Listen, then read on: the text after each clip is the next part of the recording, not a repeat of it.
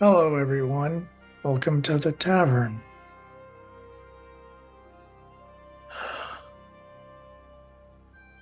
Two episodes.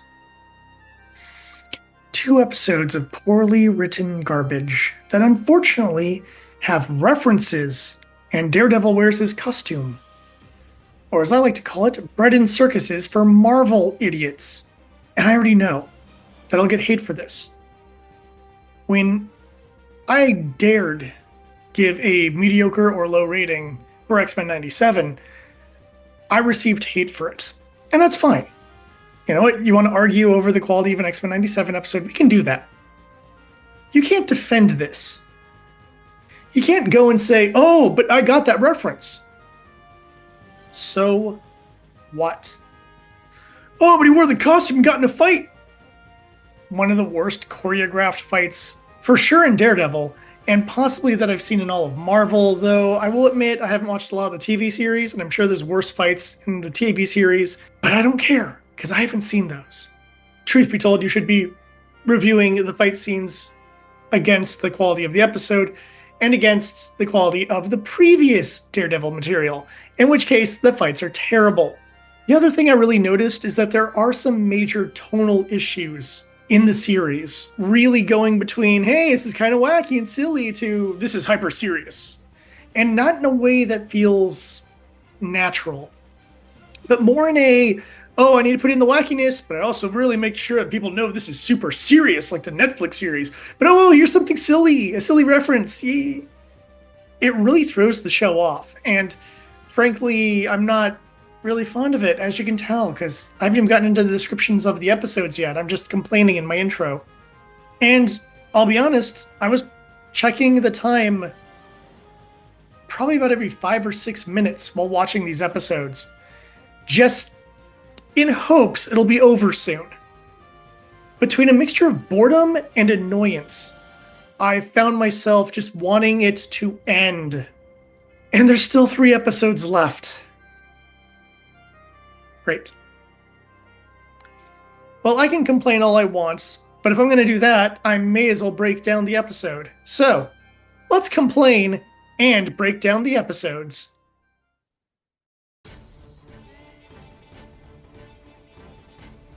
So, episode 5 begins by showing us that it's St. Patrick's Day. Here's the odd thing about this. St. Patrick's Day was last week.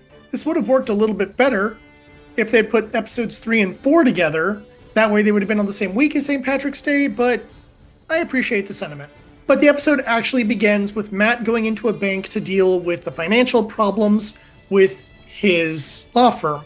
After all, they've been taking a lot of pro bono cases or cases from people that don't pay a lot of money. So what you have is a law firm that needs some extra options in terms of financial assistance. The person helping him is Kamala Khan's dad. And if you didn't know that, he will tell you he's Kamala Khan's dad. He will tell you that Ms. Marvel is super awesome. He will bring out a Ms. Marvel bobblehead Funko Pop thing, because I guess those exist in the Marvel universe, and references the character multiple times and talks about how awesome Jersey City is. It comes off mostly like a commercial for Ms. Marvel, which I don't think there's that many Daredevil fans who are going to like Ms. Marvel. Now, truth be told, I've never actually seen the show. It could be amazing. I don't know. My ex saw the show, and she really liked it. She also cosplays as Marvel's Katie. That's not really what this is about. Just, it was really irritating to have him just like, oh, Miss Marvel, you know Ms. Marvel. Ms. Marvel's great. Yeah, you know Ms. Marvel. And it's like, all it does is like, hey, people who may not have seen that show, this is Kamala Khan's dad. You know who Ms. Marvel is, right? And at least in Daredevil's defense, he doesn't. So, that's nice. However, this is our bottle episode. And what ends up happening is masked men with guns end up taking over the bank because they want to get something special out of the vault. Matt, of course, gets involved by accidentally walking back into the bank after he left in order to be able to resolve things using a little bit of wordplay and beating up people who aren't expecting a blind guy to be able to fight. The episode is very much a paint by numbers hostage episode in a story. We get the hostage negotiator person. We get a little bit of back and forth. We get moments where Matt should have gotten shot, and they don't because they know he's the main character. We also have parts where Kamala Khan's dad should have been shot, and he doesn't get shot because he's from another series. He's a guest. Can't kill the guest character. There are one too many Ms. Marvel references in this episode, because even beyond that initial discussion, there's still little drops and talks about it, which is just, please stop. And then we have them go to the vault. Through a set of circumstances, Matt uses his hearing powers to open the vault, and they discover that the criminals are after a big diamond. Then there's like a shootout, and one of the guys gets away, but Matt chases him down, beats him up, and that's basically our ending. It's an incredibly short and kind of bland episode. If it wasn't for just the cringy references, it'd be okay. But the writing just very cliche. My only guess is that in the original version of the show, we had a Marvel guest star in every episode. Kind of what they tried to do with She-Hulk. I think that's what they were going to go for with this. No, it's Kamala Khan's dad this episode. Oh, it's going to be this minor character from a TV series you haven't seen, or this minor movie character, or hey, I'm White Tiger. Granted, the White Tiger guy was pretty awesome. But the point is, I think that was the original plan. That would have been really cringy, where it's just Matt Murdock meets random people in the MCU, the series. Episode 6 is way worse. And considering this was supposed to be the episode that we were supposed to get excited for because Matt Murdock was going to put on the Daredevil costume once again, that's a problem. We open our episode with more BB Chanaru. Yay! We're going to get about 2 or 3 clips of that throughout this episode. It's back. It was nice in episode 5 when I didn't have to watch it. Which I want to point out, a lot of the people on the street are kind of terrible actors. They're really bad. And I understand people could say, oh, but when you get the footage of the rando on the street, sometimes they do sound stiff or rigid or whatever. I'm like, yeah, they do. But this is a TV show. Don't do that. I shouldn't be thinking, man, that person's a bad actor. I should be thinking, oh, wow, this is interesting hearing the point of view of randos in New York. Anyhow, the show really begins when we get Matt Murdock doing a prayer for Foggy, which is nice because he's Catholic. And then he talks to his girlfriend about her new book, which is about superheroes and vigilante types, which is intercut with Kingpin, Wilson Fisk, talking to one of the criminal guys about how they need to resolve things, and the criminal guy doesn't want to do it. And you get this back and forth in these fairly inane conversations that don't really seem to go anywhere this episode, as a way of saying, see, they have parallel lives, except for they don't. Having a conversation at the same time does not make you have parallel lives. One person is discussing, hey, superheroes, right? And the other person is like, hey, you're weak and I refuse to pay restitutions. That's not the same thing. And we don't see Wilson go full Kingpin and grab the guy by the throat and say, you're gonna pay it, or I'll crush your throat. Right? We don't get that. Nor do we get Matt having any kind of interesting input to his girlfriend's book. We just know that she wants to interview the Punisher. You remember the Punisher, right? Remember? He was in episode 4. Remember? Then we have Mayor Fisk learning about the murals that have been painted around town, and that Muse is using the blood of his victims in order to create the paint, which is something we as the viewer already kind of knew, so this just confirms it for that character. Later in the episode, Matt Murdock will then learn about the serial killings and stuff like that, and that's supposed to be one of his motivators for going and becoming Daredevil again. But before he does learn about that, he gets a dressing down by a teenager. That's right, Angela Ayala is back. And she goes and tells off Matt because you're not doing anything about these serial killings. And he's like, I'm a blind lawyer. And she's like, you sure are. Now do something about it. And he's like, what? And then she's like, oh, if you don't do anything about it, humph, I'll do something about it. And he's like, man, that teenager sure knows better than me. Surely she's not going to dress up like the White Tiger before the end of the series. No, sirree, that's not going to happen. I really hate this show. Kingpin is then at a fancy ball, and it's this cut between him having a conversation with his wife about how he doesn't know really what he's doing when dealing with all these rich snob types. And then it cuts to him basically failing to convince these rich snob types to provide money for his rebuilding of the port district. It's just more of, look how weak and ineffectual Kingpin is. That Matt then learns that Angela is missing, and he initially calls the police and then says, nah, I'm gonna be Daredevil again. And then he goes off and he Daredevils. And every Marvel fan was like, oh my god, he Daredeviled! We then get one of the worst fight scenes so far in this series, and comparatively to anything from Marvel Netflix, this is hot garbage. We see the Kingpin get in one fist fight, while Matt is in another fist fight, because we're doing the whole parallel lives thing, except for the fight scene was shot by a person who's held the camera for the first time in their life, and edited by a toddler on cocaine. What was this fight scene? It was a mess. The lighting was bad. The camera angles were bad. It cuts so much that you're just like, I don't know who's fighting who, when, where, what. First off, yes, you do know who's fighting who because they tell you in the dialogue. But what I mean is when you're just cutting to wah and then wah and then you don't know what's going on. It's a mess. It's just a complete conflagration of images that means nothing. Instead of giving us one or two really good fights, they give us two terrible fights at the same time, cut horribly. Then, at the very end, Matt gives the same prayer that he gave earlier and rescues the kidnapped girl. Yay, the episode's over. The writing is so bad in this, and the pacing is terrible, and just... How? How do you screw this up? You have a serial killer who paints with blood. That is pretty metal. And then it's just horribly handled and explored. And for all the times that Matt Murdock's like, I'm quitting being Daredevil. This is the last time. It's usually something big that gets him back, not like, hey, this girl that yelled at you, she's missing now. She's missing. I need to become Daredevil again. Daredevil away! What?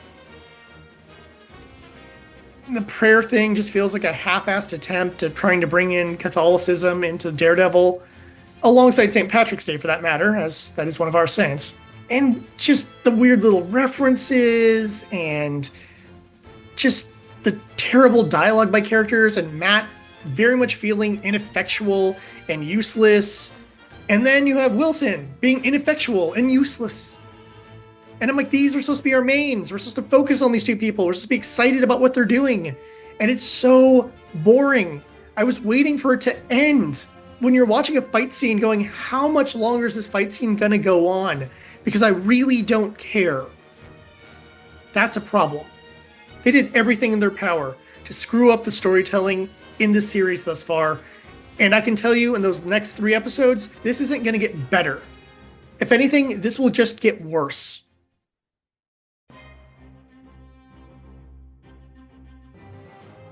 The writing does no favors for the characters, which is something I've said before, and will probably say again. Matt is mostly bland in these 2 episodes. He's just kind of there. He prays in one sequence, and he puts on his costume, so I guess I'm supposed to cheer because that's what Daredevil is. He's a costume and occasional references to Catholicism. It would help if Matt had any personality in these episodes. Seeing him get dressed down by a teenager really doesn't help either. And having him just go and say, and I'm Daredevil again. Just like that is really... Normally there's a long philosophical discussion or some major event occurs, but him just going like, oh, girl's missing, I'm gonna go do my Daredevil thing because she yelled at me earlier. That's kind of lame, to be honest. And that's all I can kind of say about Matt. Wilson Fisk is so poorly written, it's actually painful. Not only is he have the weird duality of look how weak and ineffectual I am. I mean, I'm really violent. I mean, my wife just tells me what to do. I don't have a personality. And his fight with Adam, I guess is supposed to make me go, oh, there's the old Kingpin. But it's so poorly shot. And what chance does a scrawny artist have against a super badass criminal man? And people go, oh, but he gave him a weapon. Oh, la-di-da, he gave him a weapon. So what? You got a guy who's been trapped in a cage for probably weeks, probably starving to death, and you gave him a weapon. Oh my gosh, such a threat. but I guess I'm supposed to take that seriously or something. It's really unfortunate because there were moments where Wilson Fisk could have actually been himself again. Whether it would be talking with the criminal guy, he could have threatened him more effectively, or when he was at the dinner party thing, he could have used his charm and intelligence to try to make the rich people be more malleable to his needs. Yet we got none of that. We just get him being this like dumb lump. And then suddenly out of nowhere, oh, but he was violent. So? Because that's all you need, right? You see him to throw a punch, wear a white suit. That's what the Kingpin is, right? He's just punches in white suits. It's Yusef. He was, not bad. I thought the character was relatively fine. Now, that being said, his lines about his daughter and like, oh, Miss Marvel, she is the greatest ever. That was pretty cringy. I'm not going to say his dialogue was good. I think the actor did a decent enough job playing the kind of happy-go-lucky banker man and then being really scared when he had to try to buy time when opening the vault. His performance was fine. The character was likable enough. I have no idea how this compares to his performance in Ms. Marvel. Again, I haven't seen that. He's one of the rare characters in these episodes that actually gets to do and say stuff outside of Matt and Wilson. There really isn't much else I could say, and again, that's a sign of how bad the writing is. If I have to sit there and go, yeah, you know, Matt's girlfriend talked about her book. Yeah, Cherry provided exposition. McDuffie was there for a little bit. That was cool. There's nothing there. Even Terrorist Man was just like, I'm Irish. Oh, Faith in Begorra. What do you want me to take out of that? He was some terrorist man. He was trying to get the diamonds for his boss. All these characters are just so cardboard and they feel so stock. Like I'm supposed to like them because I recognize the name. And that's not how you write characters. The writing is so terrible. The difference between this and what came before is drastically different. It's like when a child has a favorite TV show, so they want to write their episode of that TV show, or they want to act it out, you know, in front of you. You can tell what they're trying to do, but it's not really making any sense, and the characters are not really in character, and that's kind of what this feels like. That's probably a terrible description, but it's the only simile I can think of for the time being, so we will go with it. Let's move on.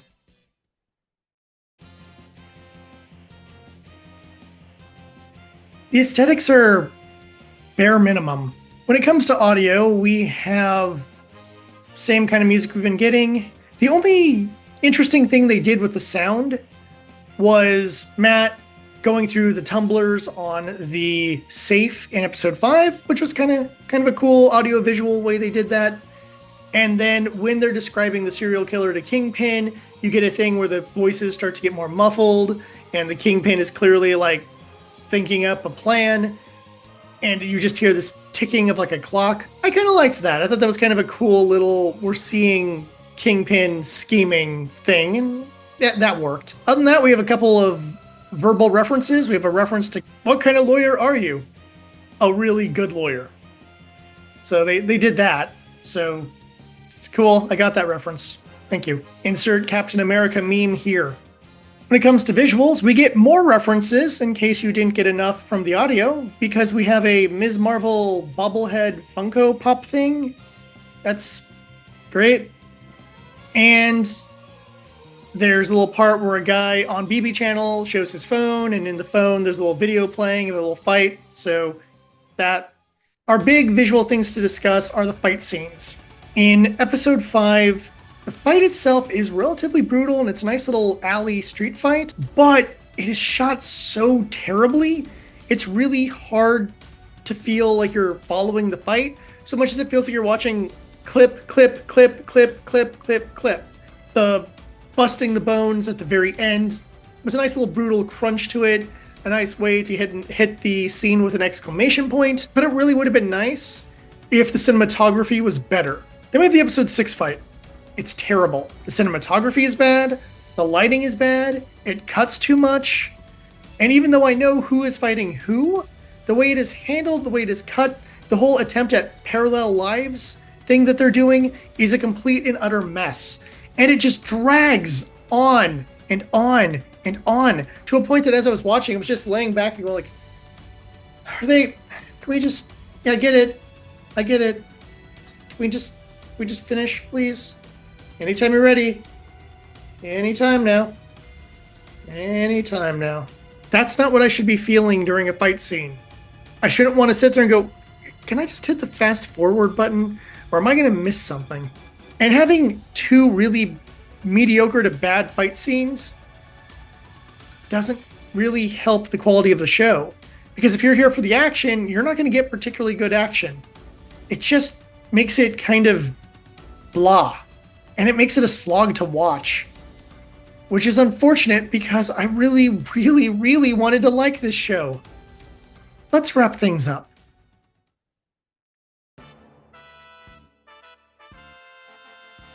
If I didn't make it clear, I did not like these episodes. The writing keeps getting worse, or maybe I'm just noticing the flaws in it more and more as it continues. Not quite sure on that one. I grinded my teeth a little bit on the whole, I guess I'm supposed to be excited about seeing him in the costume again, but if the show is boring, the writing is bad, and the character motivation is just, I'm supposed to wear the costume because I'm supposed to wear the costume, I can't really get behind that. That's why my final verdict for episode 5 is a 2 out of 5. It's a simple enough bottle episode that kind of works. The Miss Marvel cringe isn't great, and the bad guy's a little bit generic. It would easily be one of the worst episodes of the Netflix series, but for this show, I'll take a bottle episode like this that at least has a formulaic, albeit somewhat interesting plot, versus most episodes they've given me that are just running in place until something happens near the end.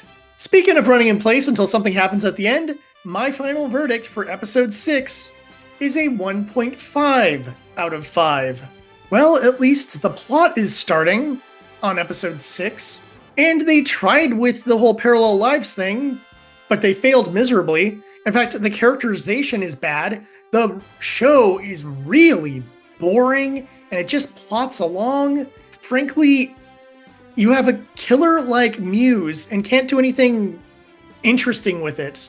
That's on you, writers. This show's bad. And the funny thing is, I know people are going to be upset that I think the bottle episode is better than the he wears the costume episode.